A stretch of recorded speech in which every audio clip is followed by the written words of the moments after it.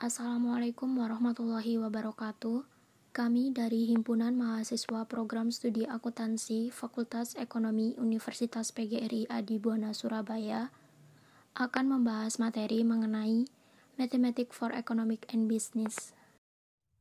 Pada kesempatan kali ini, kami akan membahas mengenai penerapan fungsi linier dalam teori ekonomi mikro yang terdiri dari fungsi permintaan, fungsi penawaran dan keseimbangan pasar, pengaruh pajak spesifik terhadap keseimbangan pasar, pengaruh pajak proporsional terhadap keseimbangan pasar, pengaruh subsidi terhadap keseimbangan pasar, dan keseimbangan pasar kasus dua macam barang.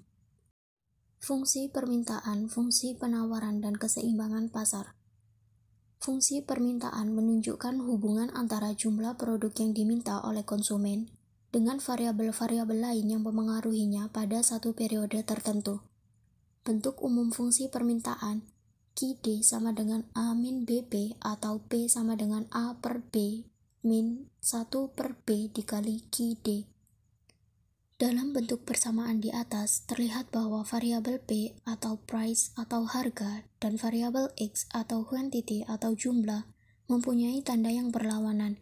Ini mencerminkan hukum permintaan, bahwa apabila harga naik, jumlah yang diminta akan berkurang, dan apabila harga turun, jumlah yang diminta akan bertambah.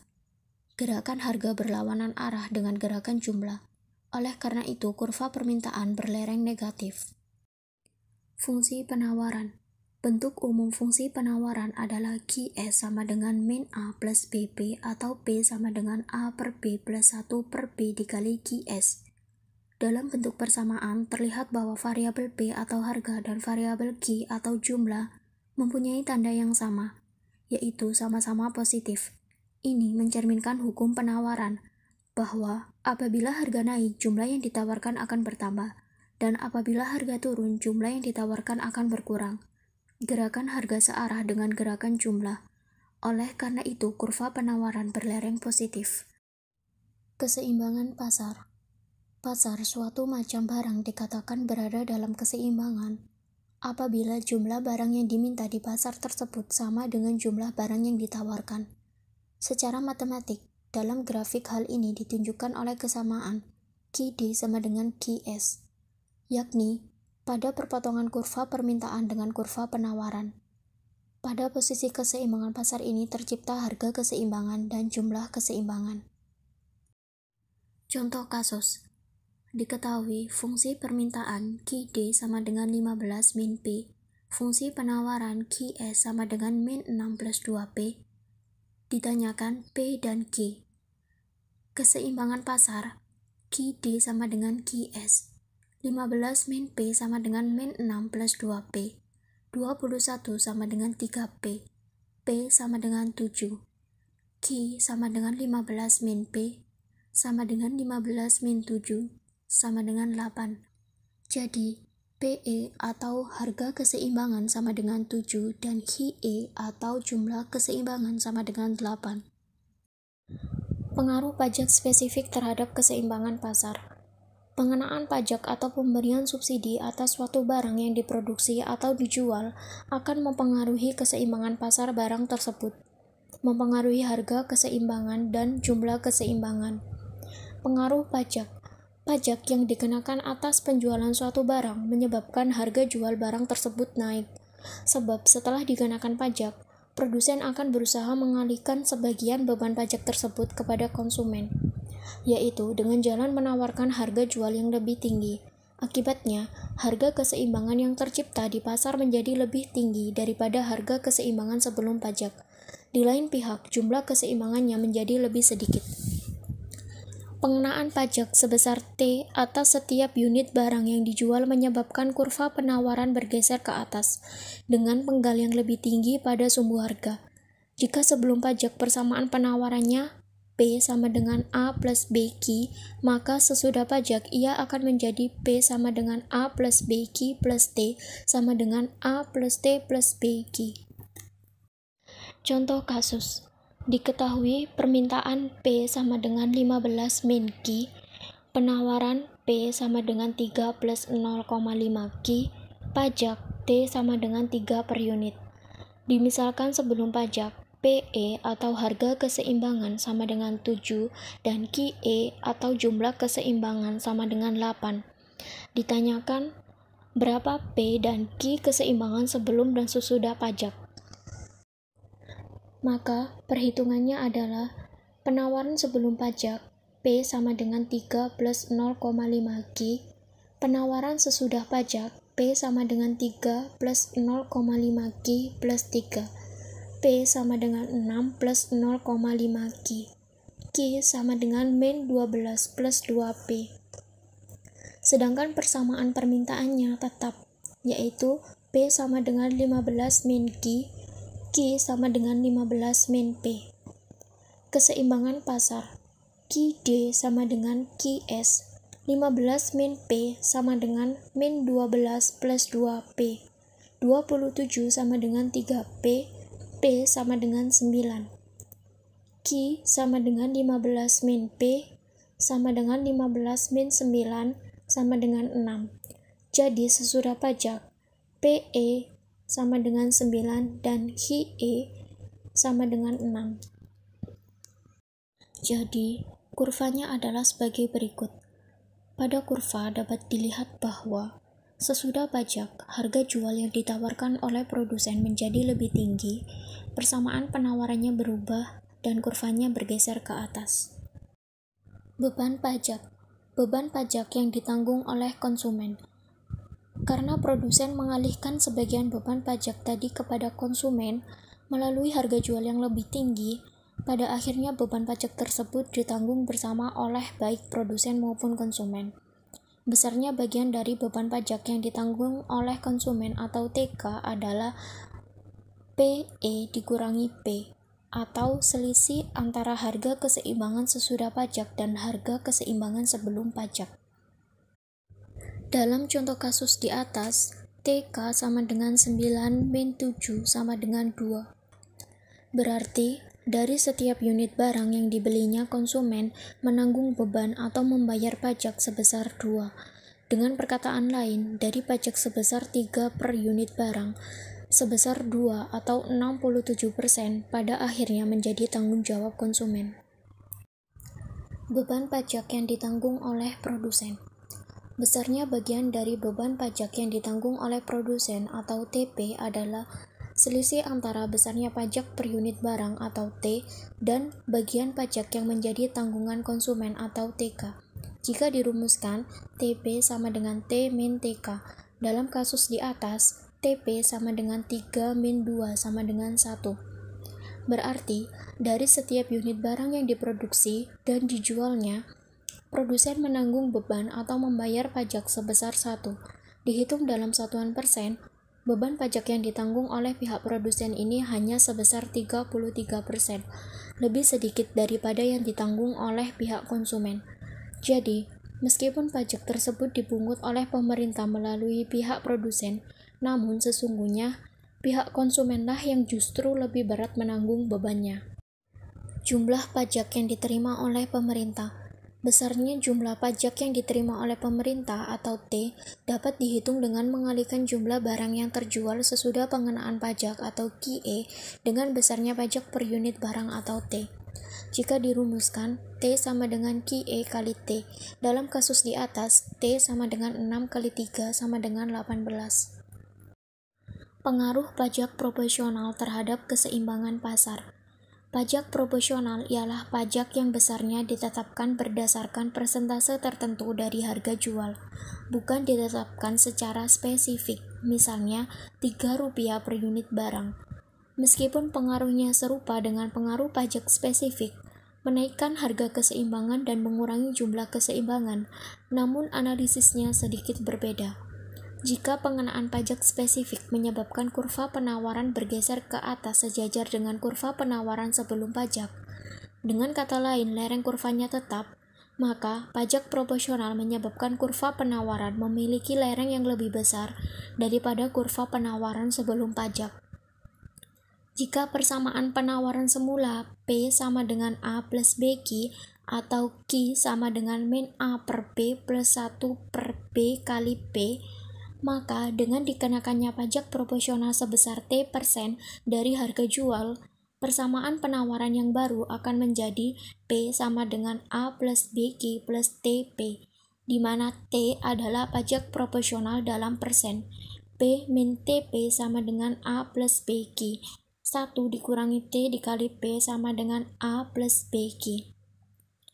P sama dengan A per 1 min T plus B per 1 min T dikali Q, atau Q sama dengan min A per B plus 1 min T per B dikali P. Contoh kasus, diketahui permintaan P sama dengan 15 min Q, penawaran P sama dengan 3 plus 0,25 Q, T sama dengan 25%. Ditanyakan, berapa P dan Q keseimbangan sebelum dan sesudah pajak? Penyelesaiannya, sebelum pajak PE sama dengan 7 dan QE sama dengan 8. Sesudah pajak, persamaan penawarannya akan berubah, sementara persamaan permintaannya tetap. P sama dengan 15 min Q atau Q sama dengan 15 min P. Penawaran sesudah pajak dengan T sama dengan 25% atau 0,25.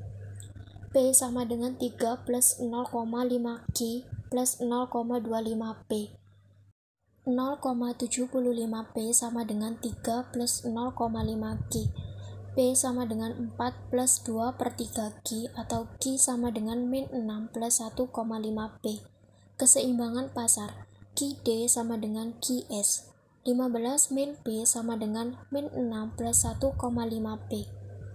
21 sama dengan 2,5 P. P sama dengan 8,4. Q sama dengan 15 min P sama dengan 15 min 8,4 sama dengan 6,6. Jadi, sesudah pajak PE sama dengan 8,4 dan QE sama dengan 6,6. Pajak yang diterima oleh pemerintah dari setiap unit barang adalah T kali PE sama dengan 0,25 kali 8,4 sama dengan 2,1. Berikut adalah bentuk dari kurvanya. Pada kurva terlihat kurva penawaran sesudah pajak proporsional mempunyai penggal vertikal yang lebih tinggi dan juga lereng yang lebih besar. Besarnya pajak yang ditanggung oleh konsumen untuk setiap barang yang dibeli adalah TK sama dengan PE atau harga keseimbangan sesudah pajak dikurangi PE atau harga keseimbangan sebelum pajak sama dengan 8,4 dikurangi 7 sama dengan 1,4 atau 67%. Sedangkan yang ditanggung produsen adalah TP sama dengan T atau besarnya pajak per unit barang dikurangi TK atau besarnya pajak yang ditanggung konsumen sama dengan 2,1 dikurangi 1,4 sama dengan 0,7 atau 33%. Jumlah pajak yang diterima oleh pemerintah adalah T sama dengan QE atau jumlah barang yang terjual sesudah pengenaan pajak dikali T atau besarnya pajak per unit barang sama dengan 6,6 dikali 2,1 sama dengan 13,86. Dari perhitungan-perhitungan di sini dapat disimpulkan bahwa pada akhirnya pihak konsumen juga yang menanggung beban lebih berat dari pajak penjualan. Pengaruh subsidi terhadap keseimbangan pasar. Subsidi merupakan kebalikan atau lawan dari pajak. Oleh karena itu, ia sering juga disebut pajak negatif. Seiring dengan itu, pengaruhnya terhadap keseimbangan pasar berbalikan dengan pengaruh pajak, sehingga kita dapat menganalisisnya seperti ketika menganalisis pengaruh pajak. Subsidi dapat bersifat spesifik dan juga bersifat proporsional. Pengaruh subsidi. Subsidi yang diberikan atas produksi atau penjualan sesuatu barang menyebabkan harga jual barang tersebut menjadi lebih rendah. Dengan adanya subsidi, produsen merasa ongkos produksinya menjadi lebih kecil sehingga ia bersedia menjual lebih murah. Akibatnya, harga keseimbangan yang tercipta di pasar lebih rendah daripada harga keseimbangan sebelum atau tanpa subsidi, dan jumlah keseimbangannya menjadi lebih banyak. Dengan subsidi spesifik sebesar S, kurva penawaran bergeser sejajar ke bawah, dengan penggal yang lebih kecil atau lebih rendah pada sumbu harga. Jika sebelum subsidi persamaan penawarannya P sama dengan A plus BQ, maka sesudah subsidi ia akan menjadi P sama dengan A plus BQ min S, sama dengan A min S plus BQ. Dengan kurva penawaran yang lebih rendah, ceteris paribus, titik keseimbangan pun akan bergeser menjadi lebih rendah. Contoh, diketahui permintaan P sama dengan 15 min Q, penawaran P sama dengan 3 plus 0,5 Q, subsidi S sama dengan 1,5 per unit. Ditanyakan, berapa P dan Q keseimbangan tanpa dan dengan subsidi? Penyelesaian, jika tanpa subsidi, PE atau harga keseimbangan sebelum subsidi sama dengan 7 dan QE atau jumlah barang yang terjual sebelum subsidi sama dengan 8. Maka penawaran tanpa subsidi P sama dengan 3 plus 0,5 Q. Penawaran dengan subsidi P sama dengan 3 plus 0,5 Q min 1,5. P sama dengan 1,5 plus 0,5 Q. Q sama dengan min 3 plus 2P. Keseimbangan pasar QD sama dengan QS. 15 min P sama dengan min 3 plus 2P. 18 sama dengan 3P. P sama dengan 6. Q sama dengan 15 min P sama dengan 15 min 6 sama dengan 9. Jadi, dengan adanya subsidi, PE atau harga keseimbangan sesudah subsidi sama dengan 6 dan QE atau jumlah barang yang terjual sesudah subsidi sama dengan 9. Bentuk kurvanya adalah sebagai berikut. Dengan subsidi, harga jual yang ditawarkan oleh produsen menjadi lebih rendah. Persamaan penawaran berubah, dan kurvanya bergeser turun. Bagian subsidi yang dinikmati oleh konsumen. Subsidi produksi yang diberikan oleh pemerintah menyebabkan ongkos produksi yang dikeluarkan oleh produsen menjadi lebih sedikit daripada ongkos sesungguhnya untuk menghasilkan barang tersebut. Perbedaan antara ongkos produksi nyata dan ongkos produksi yang dikeluarkan merupakan bagian subsidi yang dinikmati oleh produsen. Karena ongkos produksi yang dikeluarkan oleh produsen lebih kecil, ia bersedia menawarkan harga jual yang lebih rendah, sehingga sebagian dari subsidi tadi dinikmati pula oleh konsumen. Besarnya bagian dari subsidi yang diterima secara tidak langsung oleh konsumen atau SK adalah selisih antara harga keseimbangan tanpa subsidi atau PE dan harga keseimbangan dengan subsidi atau PE. Dalam contoh kasus di atas, SK sama dengan 7 min 6 sama dengan 1. Berarti, dari setiap unit barang yang dibelinya, konsumen secara tidak langsung menerima subsidi sebesar 1 atau 67% dari subsidi per unit barang.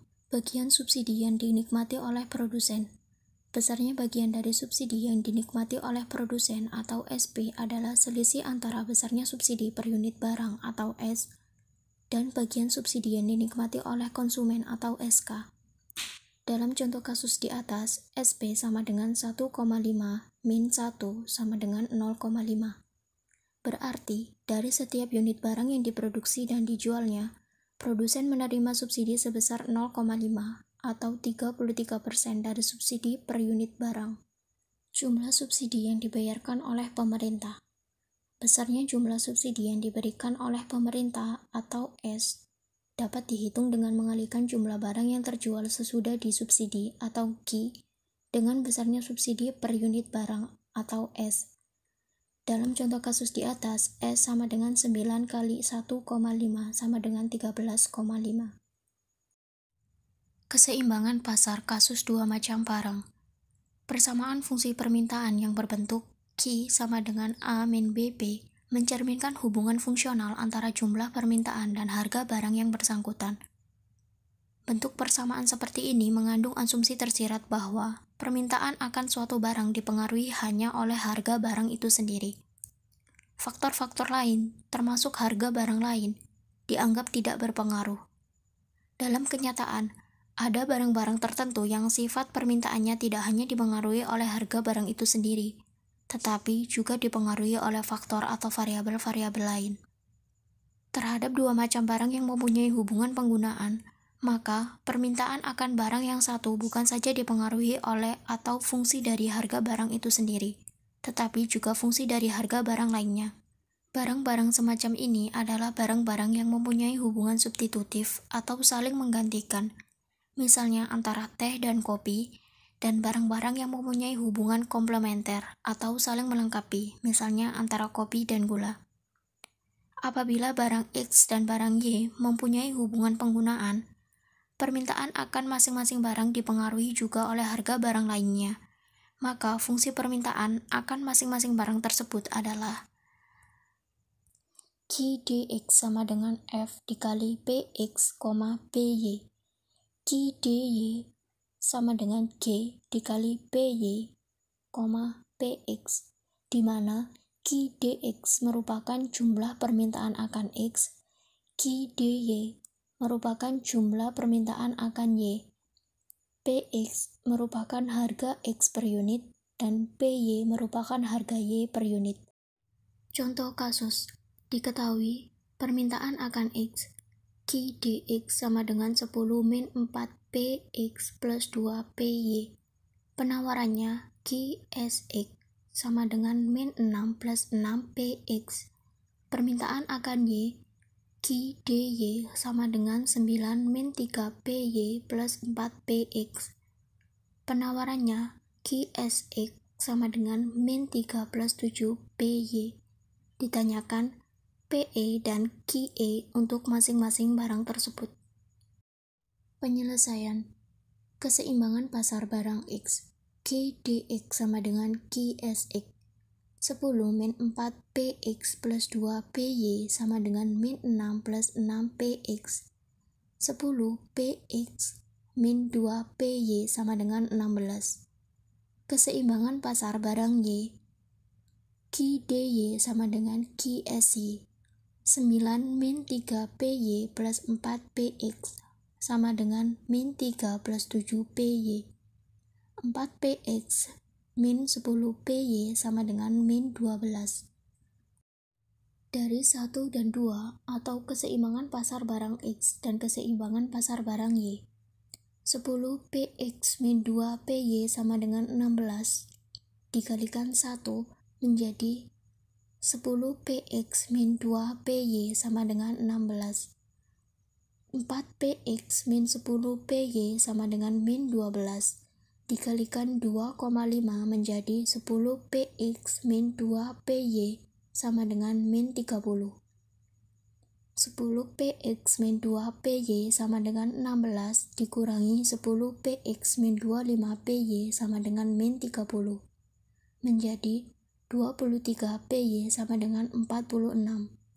Py sama dengan 2. Py sama dengan 2, masukkan ke 1 atau 2 diperoleh Px sama dengan 2. Masukkan ke dalam persamaan semula sehingga didapat nilai Qse sama dengan 6 dan nilai Qye sama dengan 11. Demikian yang dapat kami sampaikan. Terima kasih. Wassalamualaikum warahmatullahi wabarakatuh.